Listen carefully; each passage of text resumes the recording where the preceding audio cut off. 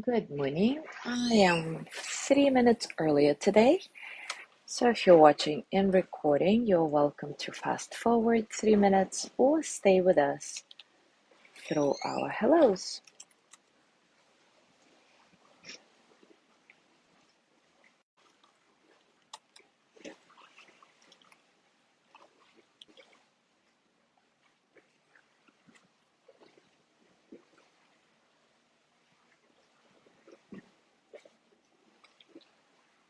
Good morning, Alice.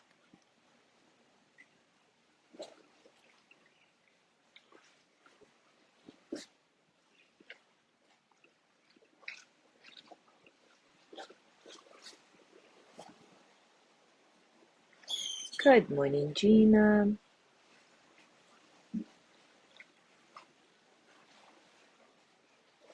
Good morning, Mary. Good morning, Maria. Good morning, Michael. Maria, can you give us a little bit of an update on John, please?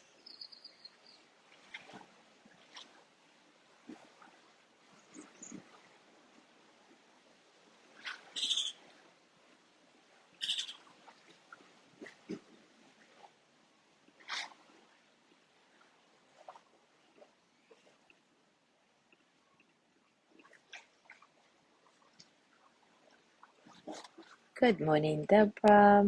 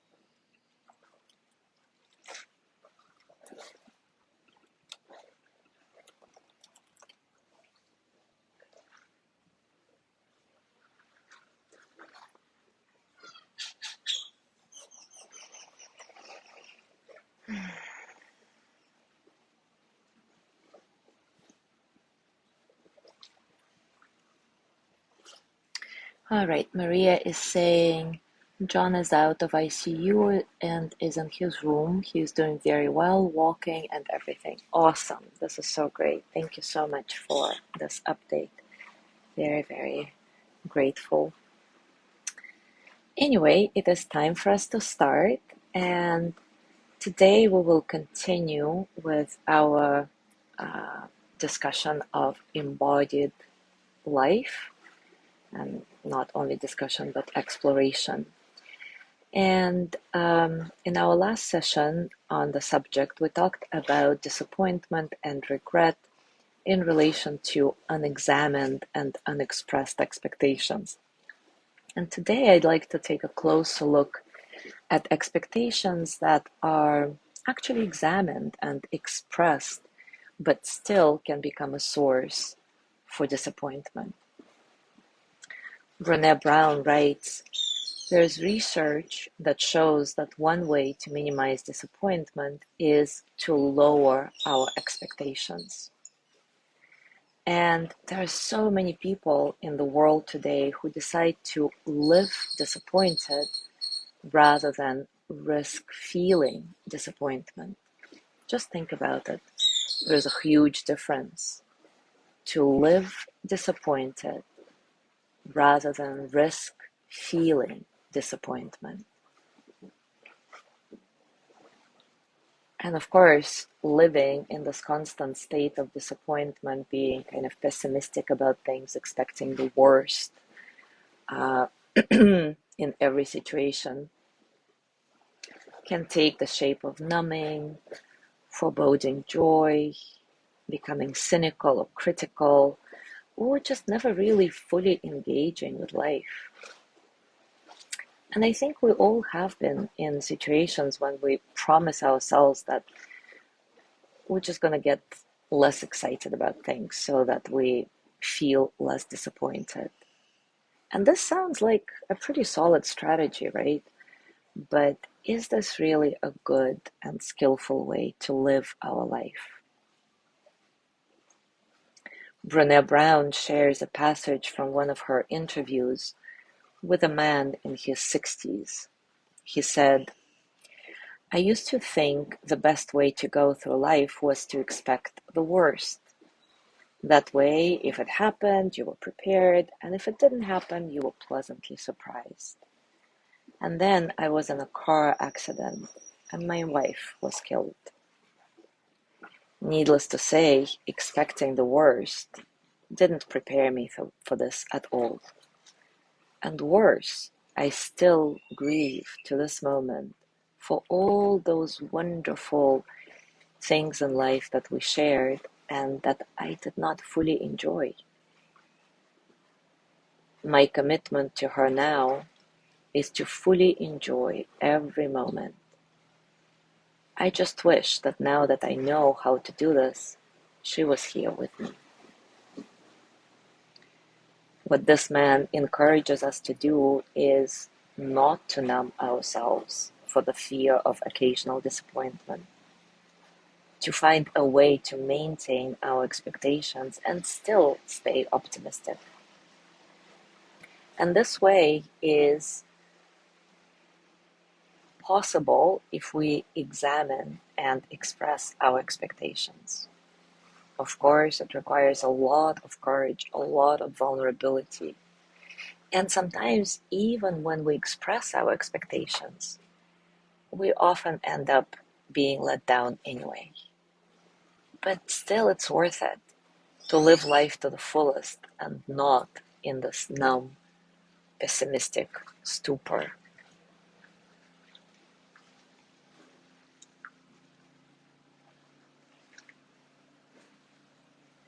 Brené Brown adds, "Some say that disappointment is like a paper cut, painful but not long-lasting.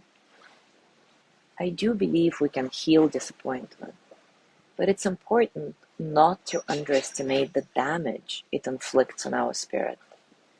Because even though disappointments may be like paper cuts, if those cuts are deep enough, or if we accumulate them over a lifetime without releasing them, they can leave us seriously wounded. Yes, it takes courage to reality check. It takes courage to communicate, to dig into the intentions behind our expectations. But that exercise and vulnerability helps us maintain meaningful connection with ourselves and others." So let's explore this together now. As always, take a comfortable position and take a few moments to settle.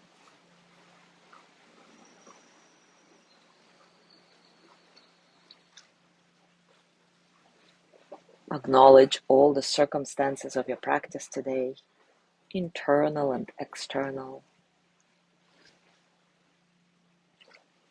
Let your breath be easy and uncontrolled.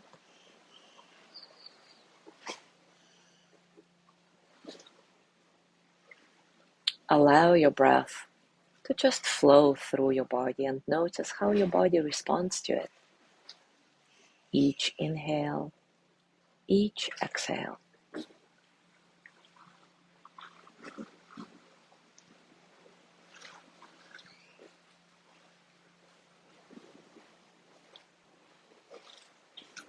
And now reflect back on a time when you felt disappointed because someone let you down even after you clearly expressed your expectations.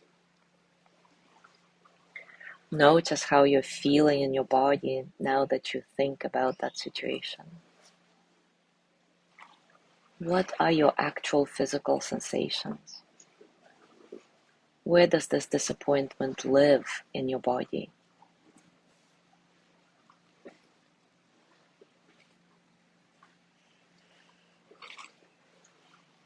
can you express this disappointment as a pose or a movement to it so that you can connect with it deeper?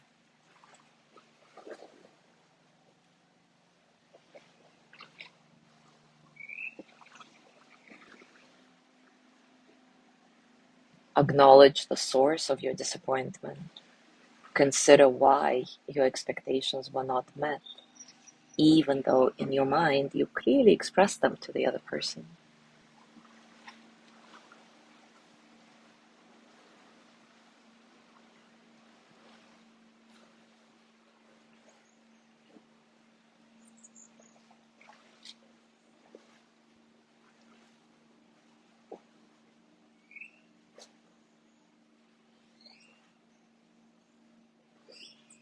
Back then, what was your first inclination as you felt this disappointment? Did you promise yourself to expect the worst from then on, numbing all your senses for the fear of getting disappointed again in the future? Or did you have the courage to openly talk about why whatever you asked for was so important to you?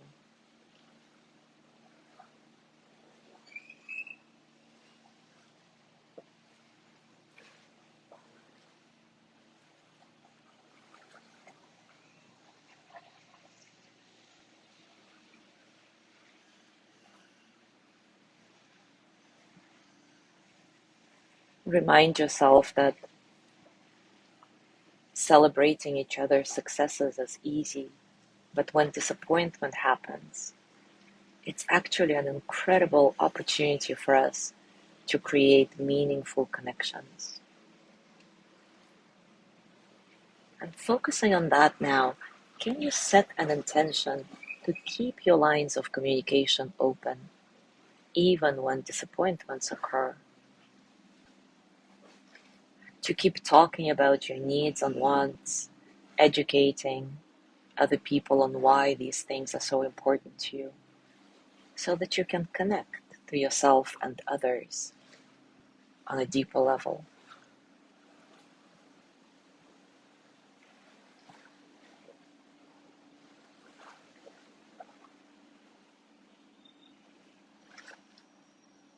And as you set this intention, notice how you're beginning to feel.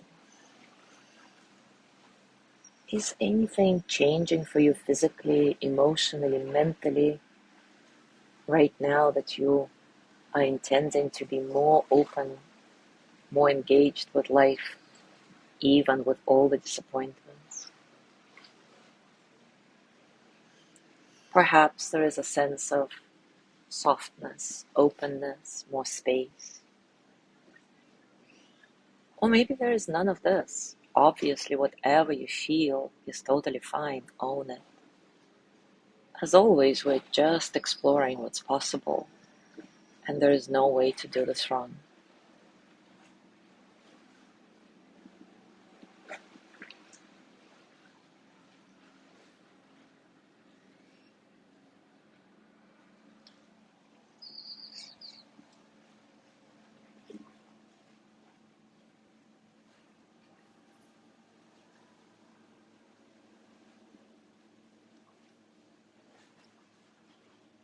As you go through your day today, I invite you to notice when you get disappointed. Take a pause and examine your disappointment. How can you mitigate it in a skillful way? How can you be okay with the discomfort of being disappointed and keep exploring, keep opening yourself to life, keep creating meaningful connections?